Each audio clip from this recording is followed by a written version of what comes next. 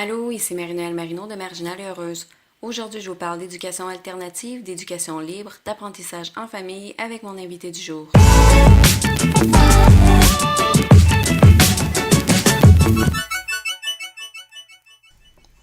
Aujourd'hui, je jase avec Marie-Ève Boudreau, une maman bien inspirante que je suis sur les réseaux sociaux depuis plusieurs années. Marie-Ève est maman de 4 enfants, elle est à la tête d'un blog famille super populaire, c'est une parent-entrepreneur, puis je la considère définitivement comme une experte pour tout ce qui touche la parentalité bienveillante et l'éducation alternative. Marie-Ève, allô? Allô! C'est un plaisir encore une fois de collaborer avec toi sur un de tes projets super intéressants. Depuis le temps qu'on se connaît, ça doit faire maintenant au-dessus de 5 ans, on a toujours des projets qui se recoupent, puis c'est vraiment trippant de pouvoir en jaser. Oui, en effet, on est souvent dans les mêmes projets, que ce soit Maman Zen, le livre qu'on vient de sortir, par entrepreneur et des trucs du genre. Si tu avais à te décrire dans tes propres mots, qu'est-ce que tu dirais? Donc, je me présente, Marie-Ève Boudreau, fondatrice de Je materne, un blog sur la parentalité heureuse, bienveillante et naturelle, qui a genre 100 000, au-dessus de 100 000 abonnés en ce moment. Je suis spécialiste en enfance et en parentalité, blogueuse famille sur le web depuis environ 10 ans, puis aussi fondatrice de l'Académie pour parents. Qui comprend des formations, puis des livres, des produits numériques. Puis tu fais aussi l'éducation à domicile. Puis je suis curieuse de savoir qu'est-ce que tu aurais aimé savoir avant de te lancer dans ça en famille. Ce que j'aurais aimé savoir avant de commencer l'éducation à domicile, d'abord que c'était une option légale, que les parents ont le droit fondamentalement de choisir l'éducation à donner à leurs enfants. Donc, lorsqu'on inscrit notre enfant à l'école, dans le fond, on délègue ce droit. C'est ça. Donc, j'aurais aimé ça, ça aurait été vraiment trippant de le savoir plutôt même dans mon cheminement personnel. Peut-être que j'aurais demandé moi-même à être éduquée à la maison. Donc, pour pouvoir fouiller sur mes passions, un peu contrer aux méfaits que j'avais vus à l'école. Donc, ça, c'est très intéressant. Aussi, ce qu'on peut faire au Québec, c'est que la maternelle n'est pas obligatoire. Donc, ce qu'on peut faire, c'est, si on est déjà à la maison, garder notre enfant à la maison. Puis, essayer la maternelle, dans le fond, pour voir si c'est une alternative qui nous convient. On peut retirer en tout temps notre enfant de l'école, vu que justement, c'est comme une délégation qu'on fait à l'école. On peut le retirer et le réinscrire aussi. Donc ça aurait été très intéressant à savoir. Puis je pense qu'il n'y a pas beaucoup de gens qui savent que justement, c'est une option légale. Non, en effet, tu as raison. J'aurais aimé savoir euh, qu'il y a différentes pédagogies pour faire l'éducation à domicile. Puis c'est assez vaste, c'est un grand monde. Puis c'est pas mal tout qui est légal. Donc ça va, oui, faire l'école à la maison, donc reproduire ce qui se passe à l'école à la maison, ça se fait. Sauf que souvent, on va voir que l'enfant peut trouver ça un peu lourd à refaire. Donc, on peut aller voir dans d'autres pédagogies comme celle de Masson, aussi Montessori.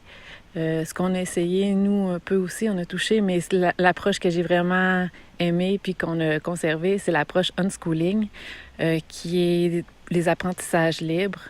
Donc, ça, c'est vraiment intéressant et j'aurais aimé en savoir plus sur le sujet avant. Ah, ben oui, c'est vrai, il y a plein d'affaires que tu nommes là-dedans que je pense que la plupart des gens ne savent pas. Euh, Toi, chez toi, c'est le unschooling, je le sais. J'aimerais ça que tu m'en dises plus sur le unschooling, puis sur ce qui vous a mené vers ce choix-là, en fait.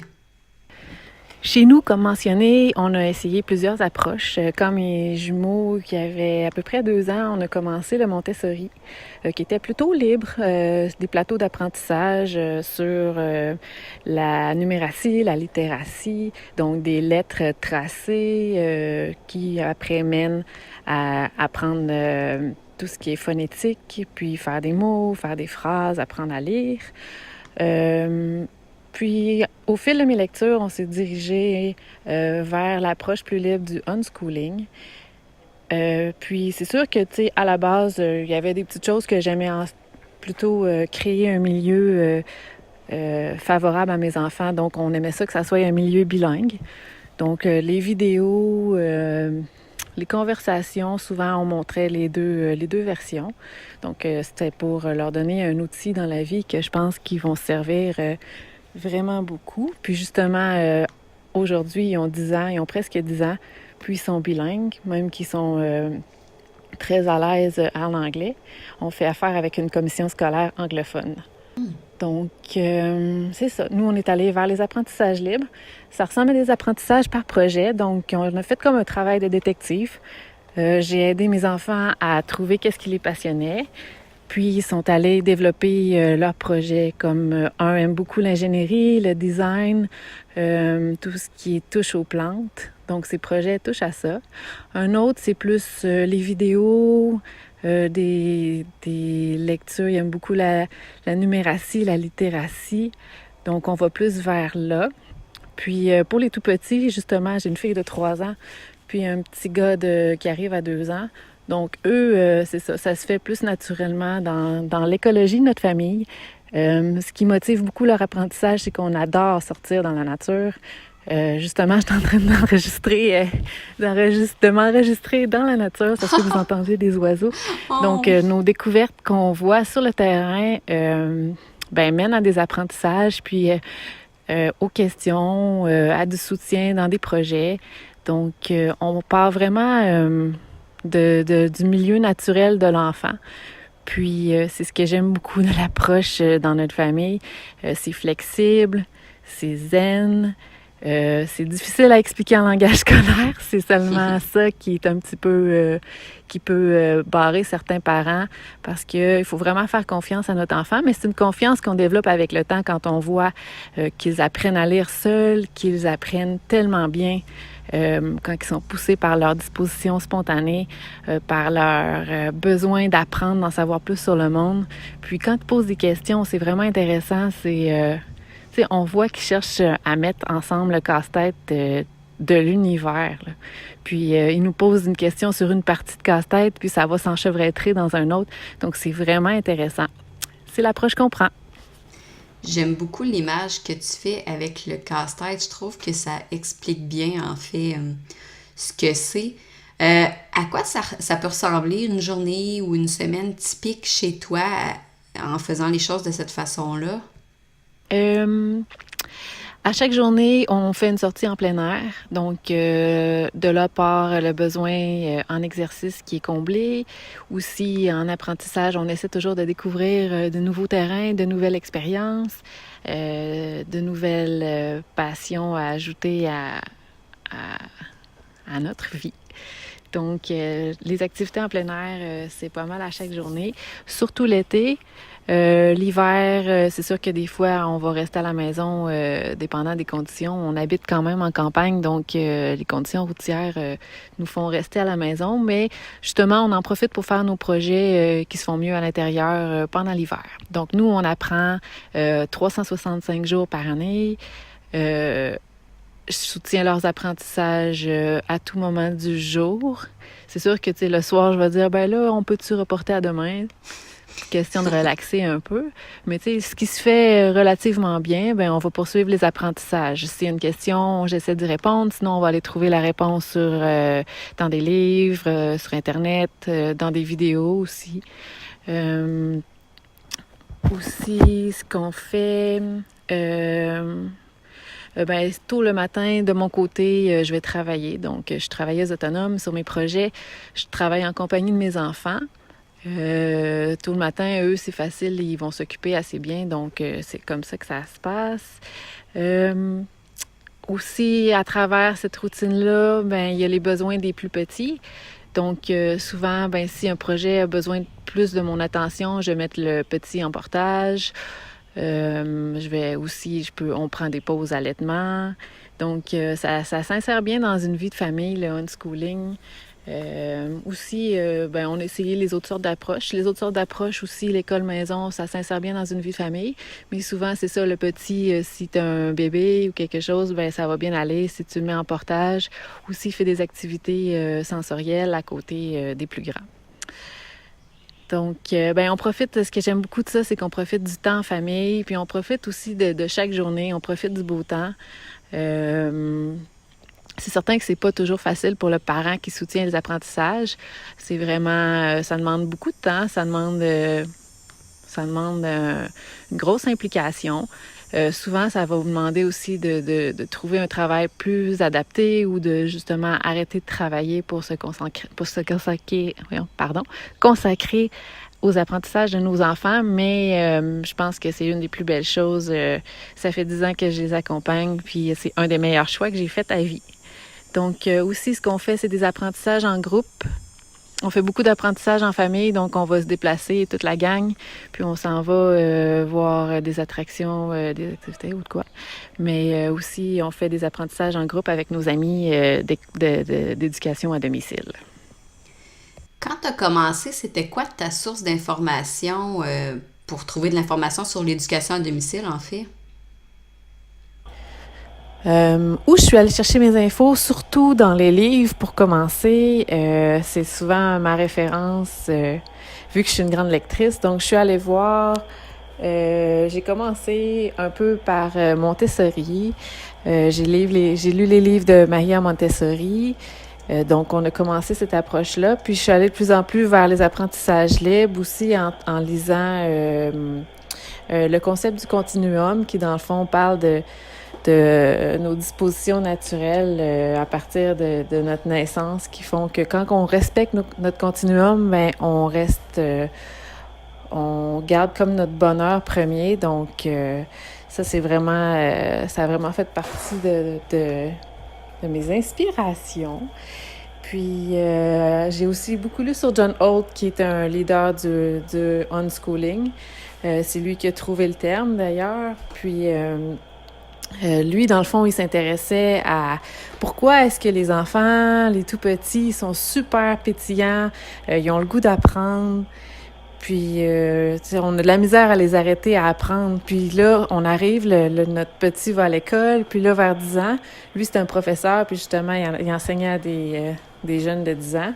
Puis là, il se rendait compte qu'ils étaient démotivés, ils n'osaient pas parler de leurs problèmes qu'ils vivaient à leurs professeurs, donc il étudiait ça. Donc, j'ai beaucoup lu là-dessus, comment les enfants se perdent à l'école. Puis, John Taylor Gatto, qui lui aussi est un professeur décoré, qui a écrit sur les méfaits de l'école, Dumbing Us Down. Puis aussi, un autre livre qui m'a marqué, c'est comme des invités de marque. D'un ancien professeur, puis d'un auteur québécois, Léandre Bergeron, qui a unschoolé ses filles, puis il en parle très bien et très inspirant. Donc, c'est ça. Les faits que j'ai découverts dans les livres, que un enfant, ça naît avec le goût d'apprendre, puis ça se perd pas en grandissant si on sait le respecter. Que, par exemple, il y a une expérience, dans le fond, qui a encore lieu, c'est One Laptop per Child. Puis, ça dit justement que c'est un organisme qui offre un ordinateur à des milieux, à des enfants. Puis là, quand ils le mettent sur place, les enfants se mettent autour, puis commencent à apprendre eux-mêmes avec l'ordinateur. Par les pairs, ils découvrent tout ce qu'ils peuvent faire sur l'ordinateur. Puis, ils apprennent à lire, à écrire, à écrire, en tout cas, à lire, puis aller chercher leurs informations, puis la littératie numérique. Donc, c'est vraiment intéressant à savoir. Donc, tout ça m'a aidé à me tourner vers la meilleure voie pour ma famille, puis à me rassurer dans mes choix. Ah, super, tu as nommé beaucoup de ressources, certaines avec lesquelles je ne suis pas vraiment familière, donc je vais aller regarder ça. Quand tu te poses des questions maintenant ou que tu as besoin d'informations sur le sujet, c'est rendu quoi tes sources d'informations? Maintenant, où je vais chercher mes infos, bien sûr, je vais encore les chercher dans des livres parce que ça me passionne, puis je continue à écrire sur le sujet, donc j'aime beaucoup avoir des références fondées. Sinon, c'est avec des discussions avec des groupes d'école maison, d'éducation à domicile, l'assaut d'éducation à domicile. Aussi, c'est ça, entre amis qui font l'éducation à domicile, on s'échange des informations, puis aussi notre philosophie de vie, donc ça nous permet de connecter, puis de se donner des trucs. Aurais-tu quelque chose à partager avec un parent qui est en train de se poser des questions par rapport à l'éducation à domicile ou par rapport au unschooling? Oui, j'ai quelques trucs à partager avec un parent qui se lance dans cette aventure-là ou même si c'est un étudiant, un jeune qui tombe sur l'éducation à domicile et qui se dit « Hey, ça me semble que j'aimerais ça essayer. » Donc, en général, je dirais de faire, si ça t'intéresse, d'essayer pour ton enfant de faire la maternelle à la maison, qui au Québec, c'est une alternative qui est possible. Donc, on n'a pas à justifier, on n'a pas à se déclarer rien. On fait simplement garder notre enfant à la maison, puis on essaie de voir si c'est pour nous. Donc ça pourrait être très bien pour essayer l'éducation à domicile. Je dirais aussi de choisir votre approche, oui, en tenant compte de tes besoins en tant que parent, puis des besoins du gouvernement. Sauf que aussi, surtout en respectant ton enfant, parce que souvent, ça peut bloquer, on peut en avoir une belle en tête, mais ça peut bloquer ton enfant. Donc, ça serait vraiment de trouver une approche qui vous convient à tous. Je dirais de bien s'entourer. Si jamais ton entourage te supporte pas ou c'est difficile de l'informer, ben n'hésite pas à aller chercher des groupes de soutien qui, eux, vont pouvoir te soutenir, pas te mettre de bâton dans les roues, puis te donner des bonnes infos puis des trucs pour commencer l'éducation à domicile. C'est vrai que ça aide, ça. Je dirais, comme méthode pour au début débuter, laisse ton enfant libre dans ses choix. Respecte son rythme, parce que des fois, on peut être tenté de le forcer, mais c'est là que justement, ça peut le bloquer à des apprentissages s'il sent forcer. S'il sent qu'il est libre, puis que tu le guides, puis que tu y offres des choix, là, ça peut débloquer. Surtout si tu le retires de l'école au début, il peut comme pas aller chercher lui-même ses intérêts. Il peut attendre à se faire dicter des choix. Donc, essaie de suivre, fais comme un détective, puis essaie de trouver ses passions avec lui. On dit souvent d'être son guide, comme un jardinier va laisser grandir la plante et ne tirera pas dessus. il va lui donner les conditions propices, puis la plante va juste grandir dans un bon environnement au meilleur de son potentiel. Je dirais aussi de te déscolariser. Revois tout dans le fond, revois ton parcours scolaire. Questionne-le. Regarde qu'est-ce que tu aimais, qu'est-ce que tu n'aimais pas, qu'est-ce que t'a manqué. Donc, c'est vraiment important de se déscolariser puis de voir que les apprentissages sont possibles pas besoin d'être dans un milieu scolaire pour apprendre. La vie est pleine d'apprentissages. Aussi, c'est important de savoir que c'est toujours possible pour ton enfant de réintégrer l'école. Si jamais tu as besoin, au début, ça stresse les parents. Puis c'est normal aussi que le parcours scolaire est tellement intégré dans notre vie en société que on se pose des questions. Sauf qu'au Québec, c'est possible de faire les examens du ministère puis d'avoir le diplôme d'études secondaires. C'est possible d'intégrer l'université comme candidat adulte. Donc, c'est vraiment de t'informer sur toutes les possibilités là-dessus. Puis, je dirais aussi de vous faire une belle bulle stimulante, pour se faire comme une barrière contre les jugements déplacés. Des fois, les gens, ils pensent pas, puis ils nous lancent des pointes ou ils nous questionnent tout le temps. Il y a toujours un doute dans leur esprit si on fait bien. Mais toi, tu le sais que tu fais bien parce que tu t'es bien informé. Donc, c'est ça. Fais-toi une belle bulle dans laquelle ton enfant il pourra s'épanouir sans stress. Puis, vous allez pouvoir savourer ce temps-là ensemble. Un autre truc, je dirais, ouais, c'est vraiment important. Si ton enfant est jeune, puis que c'est dans les plans de faire l'école à domicile, puis en même temps de travailler à la maison, l'idéal, puis c'est vraiment le temps de mettre en place ton entreprise ou ton travail autonome d'avance. Comme ça, tu vas avoir un revenu d'appoint. Puis, moi et Marie-Noël, justement, on a une formation là-dessus qui s'appelle Parentrepreneur, si ça t'intéresse, pour commencer cette aventure-là. Donc, c'est ça, je dirais en général, de bien t'informer pour être sûr, puis d'être confiant dans tes choix. Wow, c'était rempli de bons conseils, ça, merci. Si les gens qui nous écoutent aimeraient te trouver dans tes différents projets en ligne, comment est-ce qu'ils peuvent faire? Oui, alors on peut me retrouver sur la ressource Je materne, jematerne.com. Donc, on publie des articles à chaque semaine sur le maternage. Ça s'adresse aux parents qui ont des enfants de 0 à 10 ans environ pour le moment. Donc, on a aussi une infolette du jour, une masterclass pour parents qui donne de l'inspiration, de la motivation au quotidien sur tous les sujets entre 0 et 10 ans. Puis, aussi, vous pouvez retrouver notre dernier projet qui est le livre L'éducation à domicile au Québec, tout ce que tu dois savoir sur les apprentissages en famille, le unschooling, les autres alternatives au milieu scolaire. Donc, ce livre-là qui vient de sortir, il est sur Amazon.ca. Aussi, tu peux sûrement le faire commander dans toute bonne librairie et bibliothèque. Merci beaucoup, Marie-Ève, pour tes réponses qui sont super inspirantes. Donc, merci beaucoup, Marie-Noël, de m'avoir accueillie dans ton podcast. C'est vraiment le fun de jaser d'éducation à domicile, parler de mon expérience, puis moi aussi de faire connaître ce super sujet-là. Donc, merci beaucoup aussi à tous les auditeurs et puis au plaisir. Bye!